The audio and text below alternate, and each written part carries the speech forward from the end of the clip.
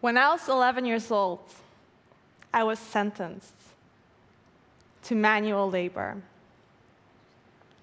Today, there are 180,000 children writing their standard exam right here in the Netherlands.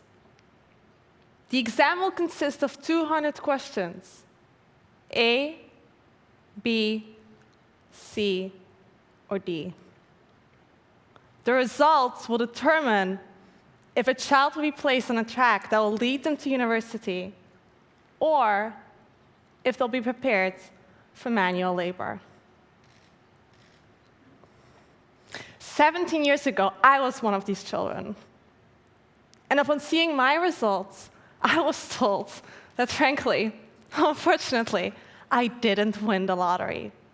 And I would never become an astronaut. Instead, I was promised this bright future of scanning groceries at supermarkets. A future that is being taken over by self-checkout right as we speak.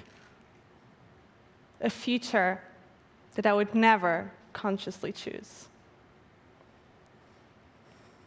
And I didn't understand these results, and neither did my parents, especially because at the age of 5, I was invited to host my first art exhibition in a theater entitled Les Enfants Terribles.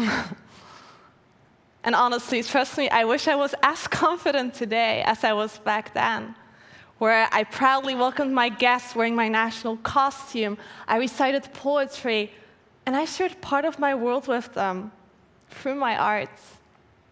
Because I lived in a world filled with dreams and endless opportunities where nothing was impossible. Because I thought I was going to become an artist or an astronaut, or both, until I went to school, where my hopes and dreams were considered irrelevant to the future and to the curriculum. Now, you might wonder what this magic book is under here. It's the friendship book. It's something every child in the Netherlands has in primary school. We exchange it with our peers. And as parents and as teachers, you might consider this book to be irrelevant. But this book contains one of the most fundamental questions of all.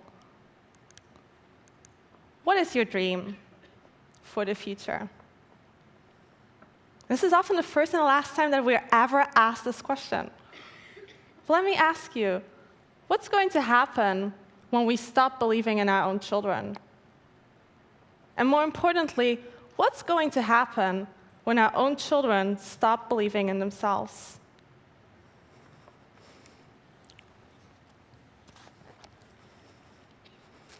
In the 1960s, Rosenthal performed this famous experiment, proving that if teachers believed that regular students had a very high IQ, they expected more from them. And as a result, these children performed better in class and better on standard IQ tests. So higher expectations led to an increase in performance. It's what they called the Pygmalion Effect. And in Greek mythology, Pygmalion was actually a sculptor who was known for carving this beautiful statue of a woman that looked so realistic and so beautiful that he actually fell in love with her.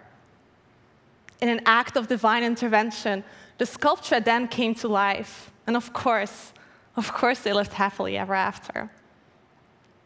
And what we need is for our teachers to be Pygmalions, to believe in their student genius so much that it awakens their potential. The world needs a miracle, a divine intervention.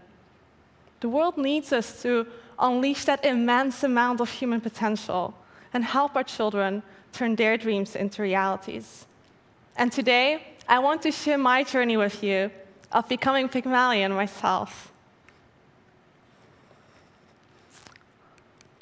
5 years ago, I learned about the journey of an extraordinary 11-year-old girl.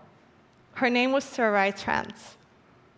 And Terai was a girl that grew up in rural Zimbabwe, without access to running water, electricity, or an education. When we were writing our exams at the age of 11, she was getting married to an older, abusive husband. By the time she was 18, she was already the mother of 3 children. A mother without any hope for the future. Then one day, she was asked the question, Tarai, what is your dream for the future? And living in a world where you're occupied by survival, you don't ask yourself existential questions like this. But Tarai answered, and she said, I want to go to primary, middle, and high school. I want to go to the United States. I want to go to a university, and I want to get a degree. A huge dream for a teen mom. Her mother then asked her, Tarai, you should document and you should visualize this dream. And so she did, on a crumpled piece of paper. Afraid of being, holding on to such big dreams, she decided that she's going to place it in a tin can. And she's going to bury it under a tree. In the 20 years that followed this moment, her immense determination of acting on her dreams led her to achieve the impossible. 20 years later, she became an international education activist with a PhD.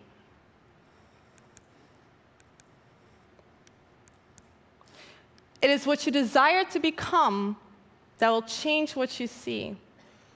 There is no better education than the realization that we have a role to architect a better world, to make a difference.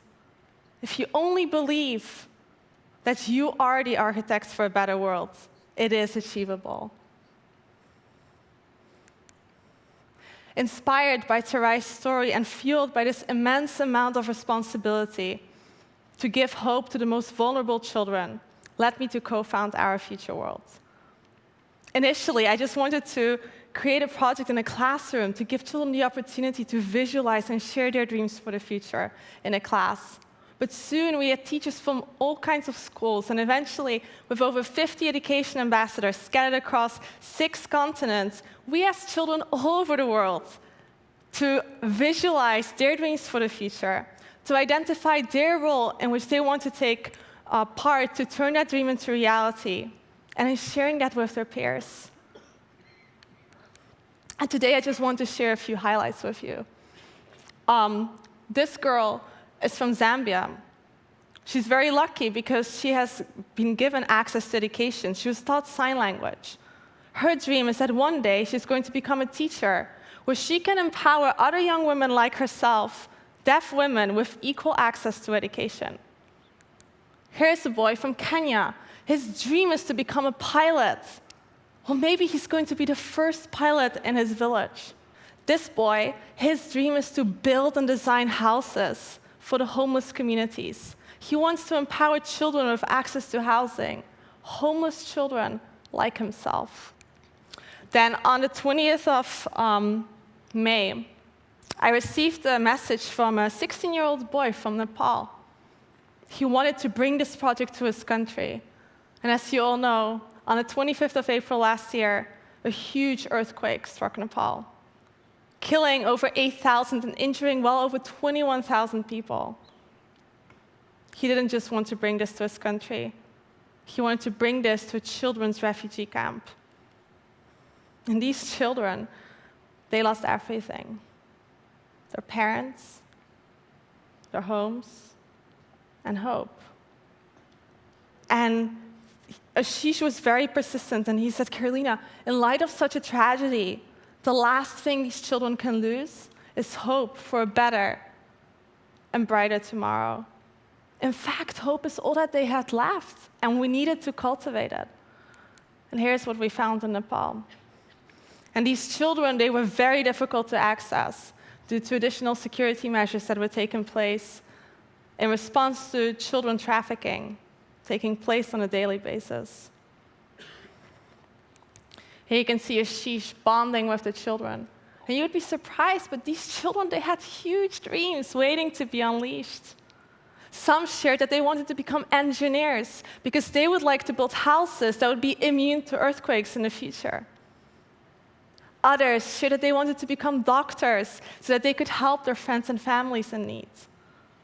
And one boy just said that he wanted to become an astronaut so he could place the Nepalese flag on the moon. At the end of the campaign, Ashish tweeted that seeing the glow in the faces of these children, you won't believe that they've recently lost almost everything. It gave them hope that their past does not determine their future.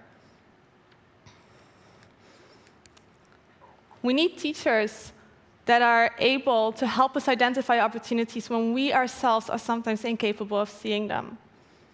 We need Pygmalions like Ashish to spark hope in the hearts of these children and believe in them that, yes, they too are able to make a difference and tackle the world's greatest challenges. We need to teach our children how to dream big, how to identify their purpose in life so that they can build something of value and live truly meaningful lives.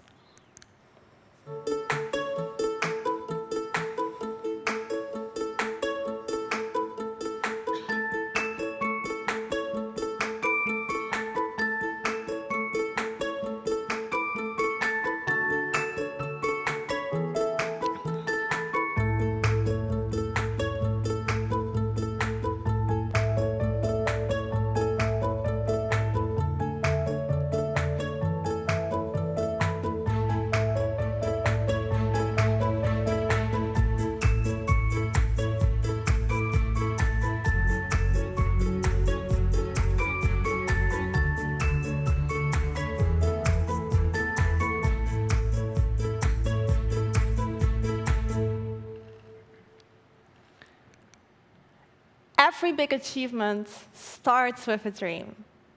Imagine a world in which every child was empowered to act on its true potential and inspired to chase their biggest dreams.